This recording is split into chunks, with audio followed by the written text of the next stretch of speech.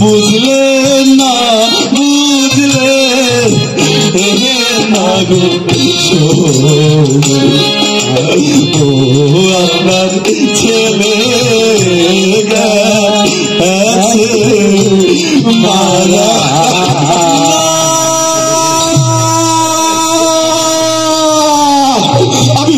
আমি বিশ্বাস করি না বাবা, আমি বিশ্বাস করি না, তোমার কথা আমি বিশ্বাস করি না বাবা। আমার লোকায় করতে পারে না, তুমি মিথ্যা কথা বলছো বাবা, তুমি মিথ্যা কথা বলছো। আমি আমার লোকাকে দেখবো বাবা, তুমি দরজা খোলো। লোকা চিরদিনে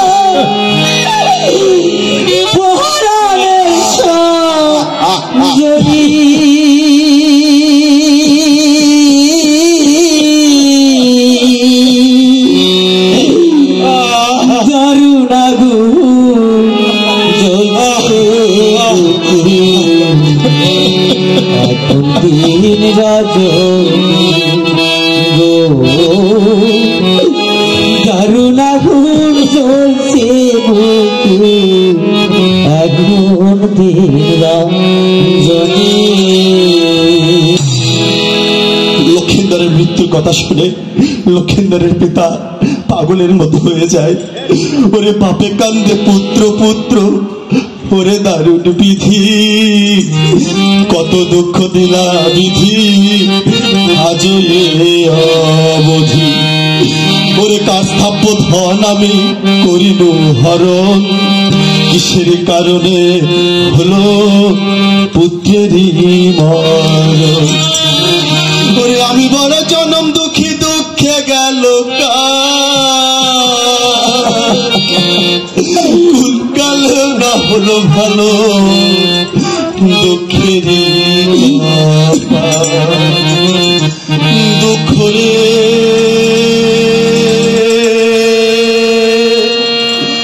এহেন শিবের দুঃখ। ও দুঃখ কাঁদিলে তা দুঃখ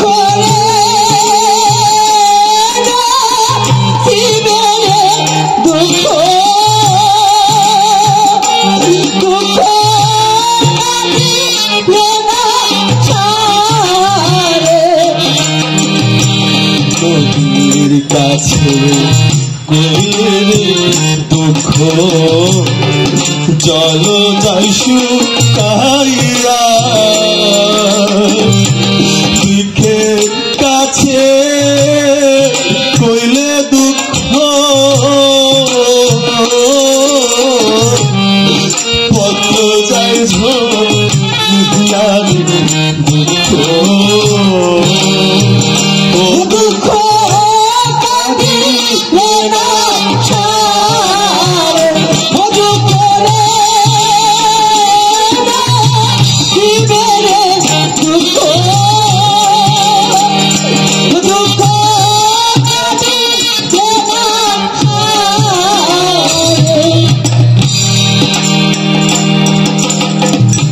লখাইয়ের চিতা প্রস্তুত হয়, লখাইকে শ্মশানে নিয়ে যাওয়ার সমস্ত প্রস্তুতি চলে, কিন্তু বেহুলা এসে বাধা দেয়। বাসর ঘরের মানুষ আর দৈববাণীর কথা বেহুলা তার শ্বশুর বাড়ির সমস্ত আত্মীয়স্বজনদেরকে জানিয়ে দেয়। সবাই রাজি হলেও শুধু বাধা দেয় পুরোহিত। সে বেহুলার অনেক পরীক্ষা নেয়, সকল পরীক্ষায় বেহুলা উত্তীর্ণ হয়। তবুও পুরোহিত বেহুলাকে বলে, সে যদি 21 দ্বারে ভিক্ষা করে আনতে পারে তবে সে তার মরা স্বামীকে নিয়ে কৈলাসে যাত্রা করতে পারবে। তাই সতী বেহুলা দ্বারে দ্বারে যায় ভিক্ষার জন্য। ভিক্ষা দেন গো,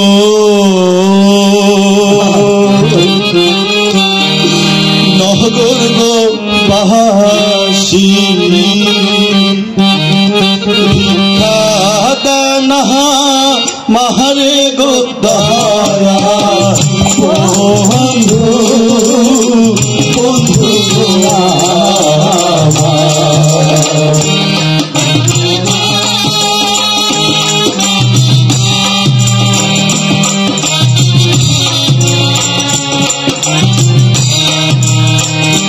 মরা স্বামী ভেলাই লয়ে গো যাব দূর এসে গো দয়া বন্ধু বন্ধু দয়া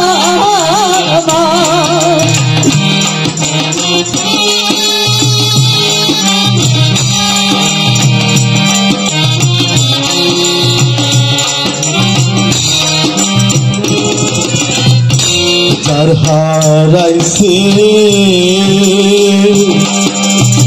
মোহনের মানুষ রে সেই জানে তাহার ব্যথা গো দয়া বন্ধু বন্ধু দয়া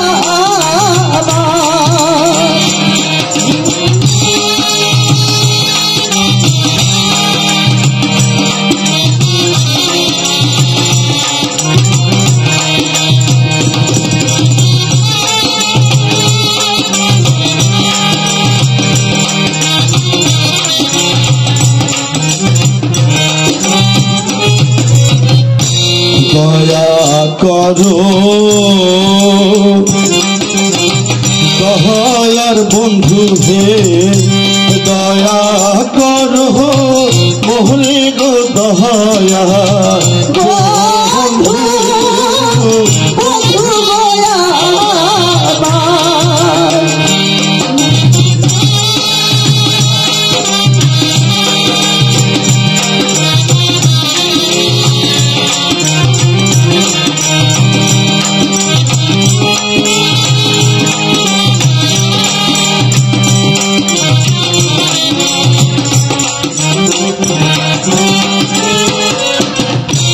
মরা স্বামী ভেলাই লয়ে গো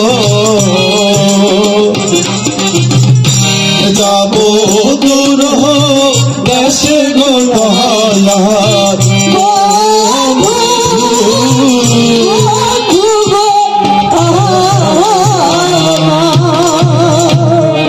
বেহুলা 21 তারিখ মিথ্যে করে আনার পর তার শাশুড়ির আঁচলে বেঁধে দেয়, দিয়ে বলে এদিকে কলার ভেলা প্রস্তুত হয়। সেই ভেলাতে লক্ষিন্দরের দেহকে তুলে রাখা হয়।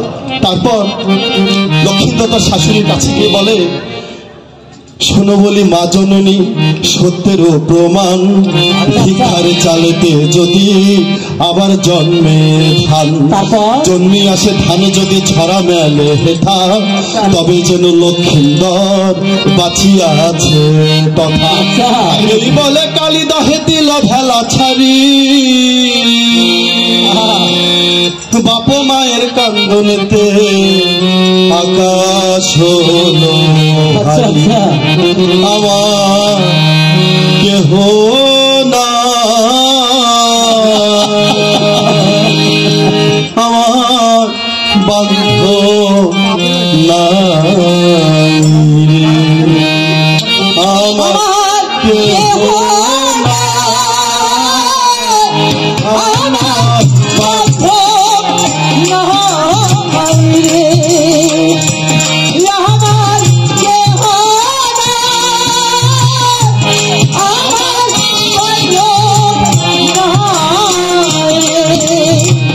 চুলে বেহুলা কালীদহের স্রোতে চলতে থাকে।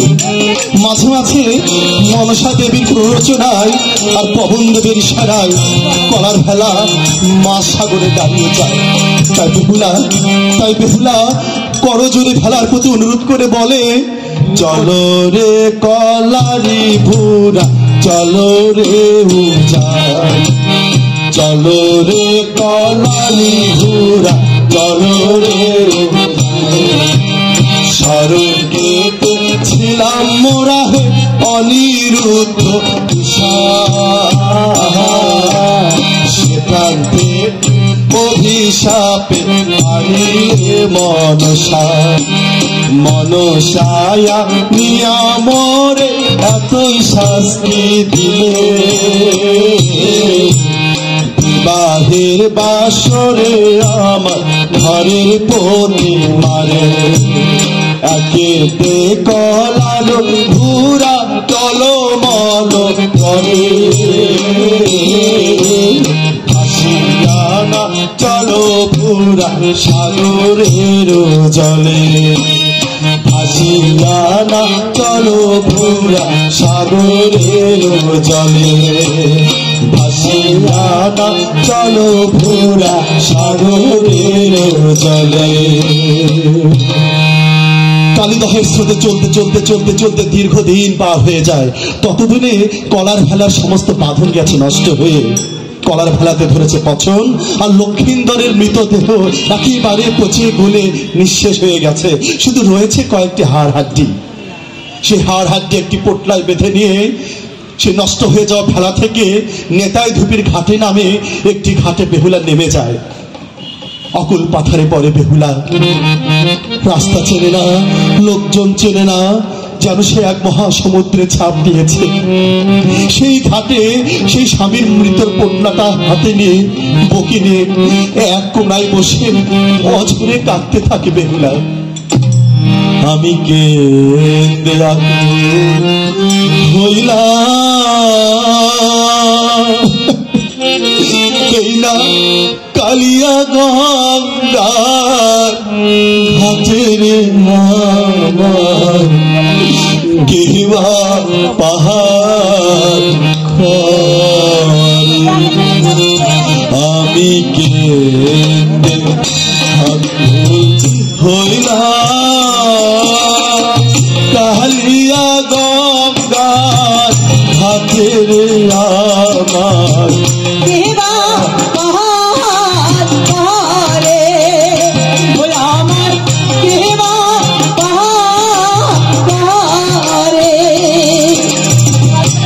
বড় আশা করে ভাসি কালিদাহের স্রোতে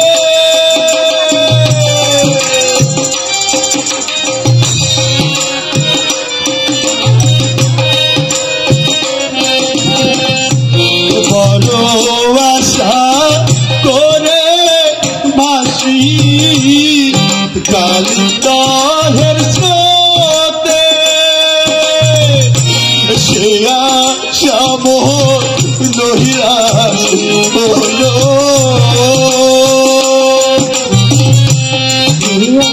শ্যামোহর নহিরাস হলো শ্যামোহর নহিরাস হলো আপন কর্ম দোষের আমার কেবা পাহাড়ে আমার কেবা পাহাড়ে আমি কেন্দ্র আকুল হইলাম কালিয়া গঙ্গার ঘাটের কেবা পাহাড় আমার কেবা পাহাড়ে আমার কেবা পাহাড়ে। বেহুলার এমন করুণ কান্না শুনে নেতাই ধুপি বেহুলার কাছে আসে। নেতাই ধুপি বেহুলার সমস্ত দুঃখ কষ্ট যন্ত্রণার কথা শুনে তার চোখে পানি চলে আসে। তখন নেতাই ধুপি বেহুলাকে তার বাড়িতে আশ্রয় দেয়। নেতাই ধুপি তো সমস্ত কিছু জানে, লক্ষিন্দরের প্রাণ কিভাবে সঞ্চার হবে। তাই বুদ্ধি খেতে মহাদেবের বস্ত্র একদিন বেহুলাকে দিয়ে ধৌত করে নেয়। মহাদেব এমন ধৌত করা বস্ত্র আগে কখনো দেখেনি। মহাদেবের খুব পছন্দ হয়। তখন মহাদেব নেতাই ধুপিকে বলে, যাও যাও সে অসহায় কন্যাকে আমার সম্মুখে নিয়ে আসো। বেহুলা ভয়ে ভয়ে চুপি চুপি মহাদেবের সম্মুখে গিয়ে দাঁড়ায়। মহাদেব বেহুলাকে বলে, কন্যা তোমার কাজে আমি সন্তুষ্ট। বলো কন্যা, তুমি আমার কাছে কি বর চাও? বলো বলো, তুমি যে বর চাইবে আমি তোমাকে সেই বরই দিব। হে দেবাদি দেব, হে প্রাণনাথ, হে প্রাণস্বামী, আমাকে যদি বরে দেবে তাহলে দিন দিন আমার পতির প্রাণ ভিক্ষে দিন। তোমার পতির প্রাণ কে হরণ করেছে? তোমার পতির প্রাণ আপনার কন্যা মনসা। মনসা, মনসার এত বড় স্পর্ধা, তোমার স্বামীর প্রাণ হরণ করেছে। কে কোথায় আছিস? কে কোথায় আসিস? তাড়াতাড়ি তাড়াতাড়ি তাড়াতাড়ি মনসাকে পাঠিয়ে দে। মনসা, আজ্ঞে পিতা। তুমি কি লক্ষিন্দরের প্রাণ হরণ করেছ? জি পিতা। কেন? তার পিতা চন্দ্রধর তো আমাকে পুজো দেয়নি। পিতার অপরাধের শাস্তি কেন পুত্র ভোগ করবে? আমি পিতা হয়ে তোমাকে আদেশ করছি, এই মাত্রই তুমি লক্ষিন্দরের প্রাণ সঞ্চর করো। জি পিতা। আর শোনো, চন্দ্রধর তোমাকে পূজা দেয়নি। চন্দ্রধর আমার একজন বড় ভক্ত।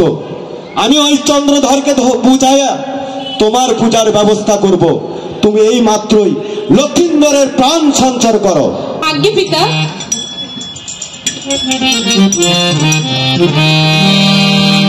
এসো বেহুলা। মনসা বেহুলাকে সাথে নিয়ে লক্ষিন্দরের প্রাণ সঞ্চার করার অনেক চেষ্টা চলে। নাম রেহে কালিয়ার বিষ দোহাই পন্না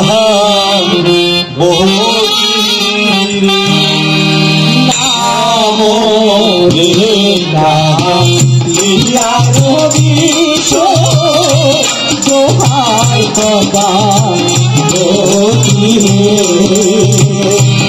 নানা মিলে কালের বিষ মায়ের মাথা মায়ের মাথা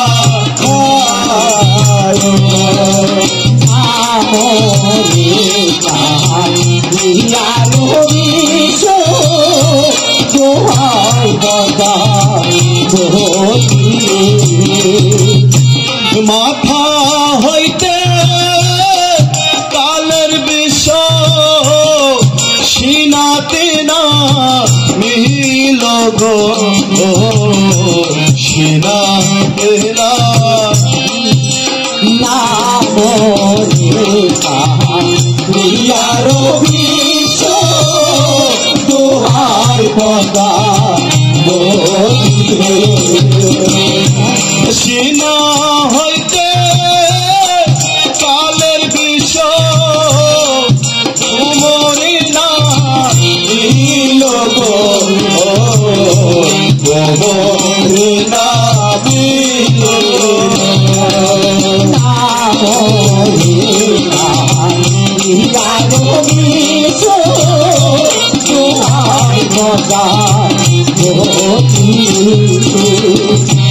কোমর হইতে কালের বিষ পায়েতে না দিল গো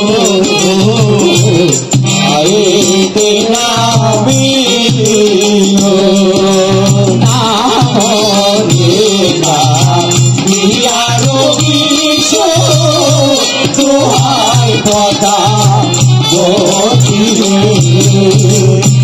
পাহইতে কালের বিষ মাথাতে উঠিল গো মাথাতে না, এভাবে হবে না, অন্য উপায় দেখতে হবে।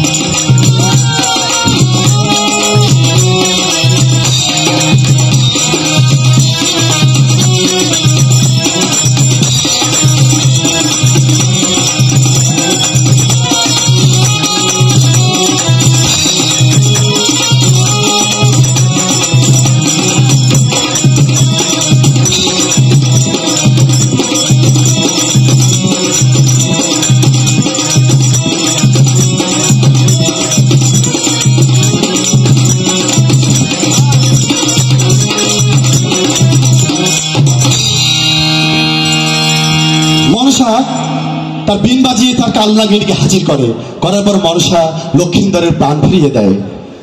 আর বেহুলা মহাদেবের কথা রক্ষা করার জন্য শুধু তার স্বামীকে নিয়ে নয়, মনসা যে ইতিপূর্বে তার চন্দ্রধরের 6টি পুত্রের প্রাণ নাশ করেছিল, সে 6টি পুত্র সহ এবং সপ্তবহন নৌক ডিঙ্গা নিয়ে আবারও সেই চম্পকনগরে যাত্রা করে।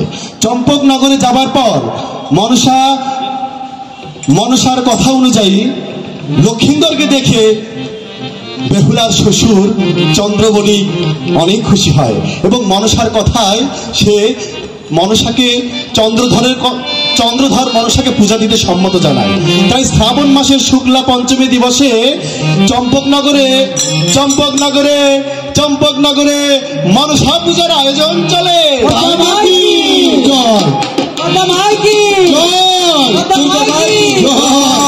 চারিদিকে ঢোল কাছে শঙ্খ বেজে ওঠে, মর্তলোকে মনসার পূজা প্রতিষ্ঠিত হয়। তাই বেহুলা এবং লক্ষিন্দর পুনরায় সে উষা অনিরুদ্ধর বেশে ফিরে আসে। মনসা খুশি হয়ে তার রথে করে উষা এবং অনিরুদ্ধকে নিয়ে স্বর্গের পথে যাত্রা করে। আর ওদিকে স্বর্গের দুয়ারে স্বর্গের দেবদেবীগণ উষা অনিরুদ্ধ এবং মনসাকে বরণ করার জন্য স্বর্গীয় গীত গাইতে থাকে।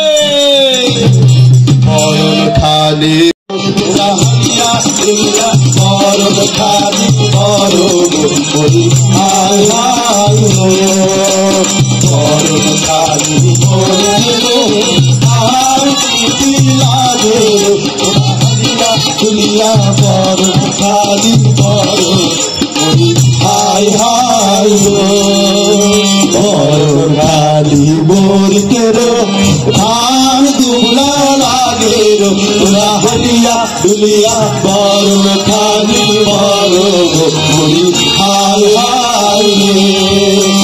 বরণ খালি বরিতের তাল সামনা লাগে হলিয়া দুলিয়া বরণ খালি হায় হায় রে হায় হায় রে মরি হায় হায় রে মরি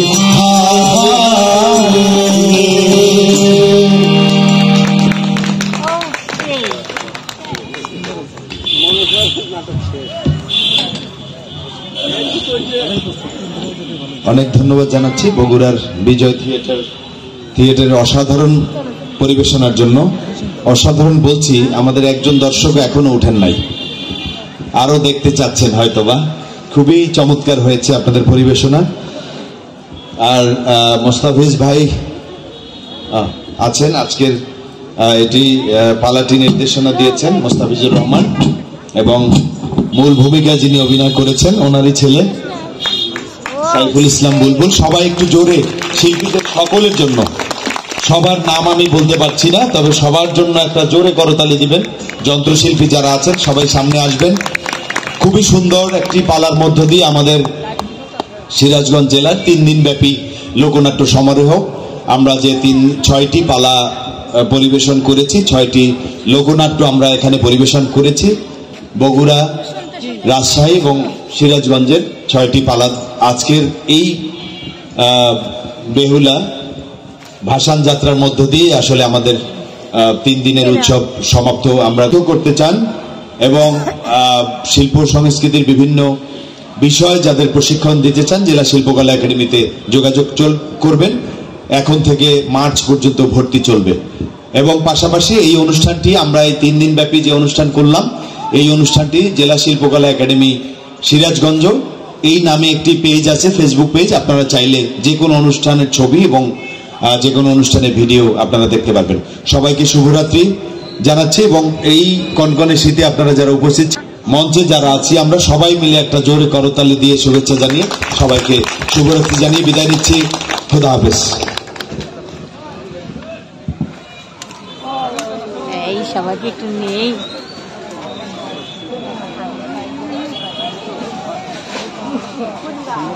এই দাঁড়াও কি খবর? নাটক দেখলাম না, নাটক দেখলাম না।